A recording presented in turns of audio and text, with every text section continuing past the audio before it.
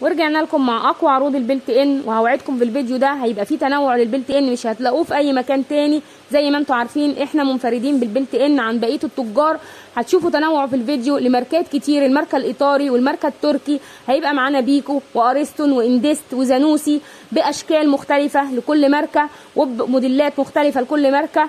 زي ما انتم شايفين شكل الشغل هيبقى معانا في الفيديو، وكل حاجه هرجع عليها بوصفها وبسعرها.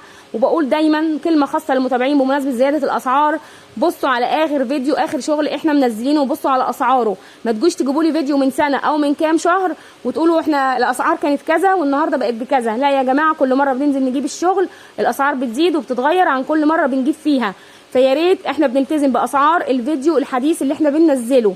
مش كل حاجه في الفيديوهات القديمه هنقدر الشغل هيجي اللي بيبقى جاي، بيبقى موديلات تانية مختلفه. فزي ما انتم شايفين، بس انا اللي هعودكم عليه ان اسعارنا هتبقى اقل من اسعار السوق ب 10000 جنيه على الاقل في الافران البلت ان. وزي ما انتم شايفين الشغل اللي هيبقى معانا، وزي ما قلت هرجع عليه تاني بوصفه وباسعاره، سواء كنت بتتابعنا من على اليوتيوب او من على الفيس، فاحنا عروضنا دايما متجدده وباستمرار. وزي ما قلت لما تحبوا تتصلوا بينا على اي منتج يا ريت يكون اخر فيديو بتتفرجوا عليه، مش فيديوهات قديمه من سنه ومن 3 شهور ولا من 6 شهور وجايين تقولوا عايزين باسعارها.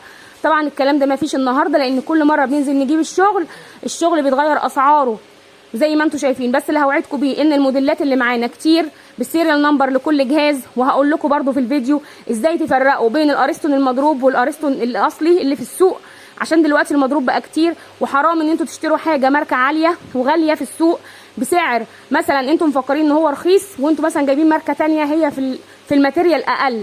فانا هقول لكم برده في الفيديو وهو شغال ازاي تفرقوا بين الاصلي والتقليد. ما تنسوش بقى متابعه، وان شاء الله ارجع لكم